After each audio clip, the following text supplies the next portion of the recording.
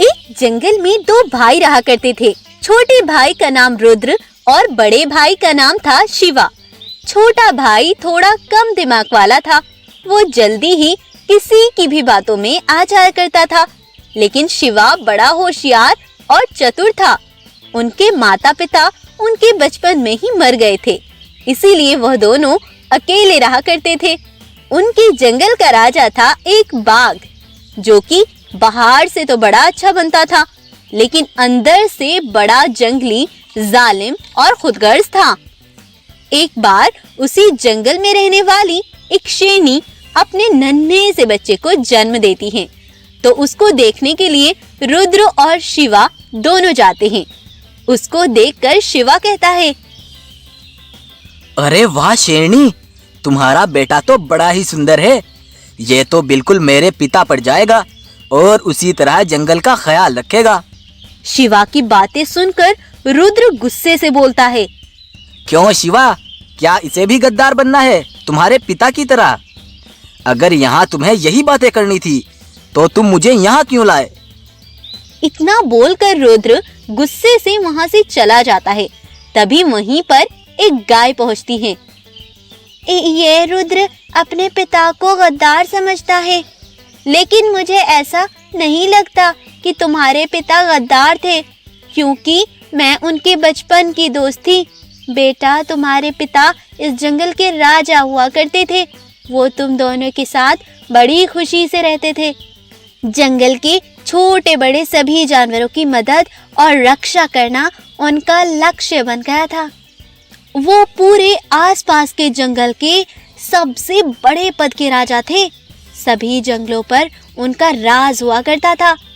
बहुत से मांसाहारी जानवर कमजोर मासूम जानवरों का शिकार करते थे, लेकिन तुम्हारे पिता सिम्बा को ये बिल्कुल पसंद नहीं था।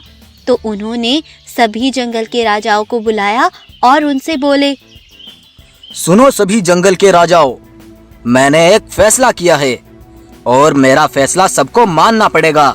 जो मेरा हुक्म नहीं मानेगा उसकी सजा मौत होगी। आखिर महाराज, वो कौन सा फैसला है? मैंने फैसला किया है कि आज से सभी मांसाहारी जानवरों को भी शाकाहारी बनना पड़ेगा। आज से कोई भी मासूम जानवरों का शिकार नहीं करेगा। सब आज से फल सब्जियां खाकर जिएंगे। लेकिन महाराज, हम मांसाहारी जानवर कैसे फल सब्जियां खाएंगे? क्यों बाघ, क्या उनकी जान नहीं होती जो हम उनका शिकार कर लेते हैं? आज से सभी मांसाहारी जानवर शाकाहारी बन के जिएंगे और मासूम जानवरों के साथ मिलकर रहेंगे। जी ठीक है महाराज, जैसा आपका हुक्म। सभी जंगलों के राजा ने सिम्बा शेर की बात स्वीकार कर ली। लेकिन शाम के समय सभी जानवरों के पास बाघ, चीता और बंटी शेर आते हैं। सुनो भाइयों सुनो, मुझे तुम्हें कुछ दिखाना है। चलो तुम जल्दी से मेरे साथ चलो। तब वो सभी जानवरों को लेकर काली पहाड़ी के पास पहुँचे और सबको छिपकर दिखाया। देखो भाइयों, ये सिम्बा शेर हमें शिकार करने से मना कर रहा है और कुछ जानवरों का शिकार कर रहा है। ये शेर गद्दार है और गद्दारी की क्या सजा है बंटी शेर? गद्दारी की सजा सिर्फ मौत है। तब अगले दिन उस बाघ और कुछ जानवरों ने बीच रास्ते में तुम्हारे पिता को मार डाला बेटा। और फिर सभी जानवरों को बुलाकर उनसे बोले, सुनो भाइयों, कल तुमने भी देख लिया था कि ये शेर हमें शिकार करने से रोक रहा था और खुद जानवरों का शिकार कर रहा था। इसकी कोई और भी चाल होगी। ऐसे गद्दार राजा की हमें कोई जरूरत नहीं है। आज से मैं राजा बनकर सभी जानवरों की रक्षा करूंगा। कुछ जानवरों को तो शेर की गद्दारी और जानवरों का शिकार करने की वजह से तो शेर का मर जाना ही सही लगा, लेकिन बहुत से जानवरों को शेर की मौत का बड़ा अफसोस और दुख भी हुआ। लेकिन बेटा, मुझे तो शेर गद्दार नहीं लगते थे, लेकिन सच्चाई क्या थी किसी को नहीं पता। क्या हुआ था आखिर उस समय? तब शिवा वहां से अपनी गुफा में आ जाता है कि तभी वहां पर एक चील आती है और रुद्र शिवा को कुछ इशारा सा करती है लेकिन उन्हें कुछ समझ ही नहीं आ रहा था। अरे भाई रुद्र, ये तो बोल नहीं सकती, ये बेचारी बेजुबान है। चील, चील, क्या तुम हमें कुछ कहना चाहती हो?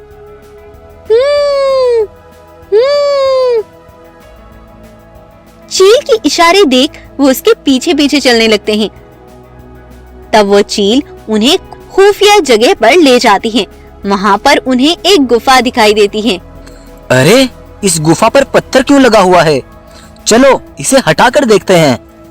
तब वो दोनों मिलकर उस पत्थर को हटा देते हैं। तो उसके अंदर उन्हें एक बूढ़ा गोरिल्ला खड़ा दिखाई देता है। अरे गोरिल्ला अंकल, आप कौन हो और इस गुफा में कैद क्यों हो? बेटा, तुम्हारे पिता और सभी जानवरों के साथ धोखा हुआ है। जब तुम्हारे पिता ने सभी जंगल के राजाओं को बुलाकर जानवरों का शिकार करने से मना किया था, तो बाघ, चीता और बंटी शेर इकट्ठे हुए और आपस में बात करने लगे। अरे, ये सिम्बा शेर ने कैसा फैसला किया? भला हम मांसाहारी जानवर शाकाहारी कैसे बन सकते हैं? हाँ बाघ, तुम सही कहते हो। ये शेर तो हमें भूखा मारना चाहता है। अगर हमने जानवरों का शिकार ना किया तो हम भूखे मर जाएंगे, और अगर हमने शिकार किया तो वो शेर हमें मरवा डालेगा। हाँ बंटी शेर, तुम सही कहते हो, लेकिन हम उससे पहले ही सिम्बा शेर को मार डालेंगे। लेकिन हम सिम्बा शेर को कैसे मारेंगे? अगर जानवरों को पता चल गया तो? तुम चिंता मत करो, हम जानवरों के हाथों ही सिम्बा को मरवाएंगे। लेकिन वो कैसे बाघ? हमें कहीं से भी सिम्बा शेर के जैसी एक नकली शेर की खाल लानी होगी, और हमें एक भालू को पहनाकर किसी जानवर का शिकार करते सभी जानवरों को दिखाना होगा कि सिम्बा शेर जानवरों का शिकार कर रहा है, और फिर वो उसके खिलाफ होकर उसे मार डालेंगे। हाँ बाघ, आइडिया तो अच्छा है, लेकिन अगर वो उसे मारेंगे तो उसकी खाल में तो वो भालू होगा ना। नहीं चीता, हम उसे आज नहीं कल असली सिम्बा शेर को मारेंगे। भालू को तो बस हमें शेर की खाल में दिखाना होगा। बेटा, उनकी यह बातें एक पेड़ के पीछे खड़ा मैं सुन रहा था। तब मैं ये बातें बताने सभी जानवरों के पास जा रहा था, लेकिन उन्होंने मुझे देख लिया और मुझे चारों ओर से घेर लिया, और फिर मुझे इस गुफा में कैद कर दिया ताकि मैं यहीं भूखा मर जाऊं। लेकिन इस चील ने मुझे अंदर ही थोड़ा थोड़ा भोजन ला कर दिया। यह भले ही गूंगी हो, लेकिन इसकी आदत बहुत अच्छी है। इसने मेरी मदद की। मुझे मालूम था कि मेरे पिता ऐसा कभी नहीं कर सकते। उस जालिम बाघ ने मेरे बेकसूर पिता को मार डाला। मैं उसे अब छोड़ूंगा नहीं। तब दोनों भाई गुस्से से उस बाघ के पास पहुंचते हैं और कहते हैं, जालिम लालची बाघ, तुमने सबसे गद्दारी की। मुझे सब पता चल चुका है, अब तुम्हारी खैर नहीं है। तब वो दोनों उस बाघ को जान से मार डालते हैं और वहीं पर उसका अंत कर देते हैं। और फिर गोरिल्ला सभी जानवरों को पूरी हकीकत बता देता है। उसके बाद से दोनों भाई अपने पिता की राजगद्दी संभालते हैं और सभी जानवरों के साथ हंसी खुशी जिंदगी बिताने लगते हैं। इस तरह से रुद्र और शिवा ने अपने पिता की मौत का बदला भी ले लिया और जंगल के जानवरों को बहुत सी मुसीबतों से बचा लिया। तो अगर आपको आज की हमारी कहानी जरा भी इंटरेस्टिंग लगती है तो इस पर एक लाइक और शेयर जरूर कीजिएगा। साथ ही ऐसी और भी इंटरेस्टिंग वीडियोस के लिए आप हमारे चैनल को सब्सक्राइब जरूर करें।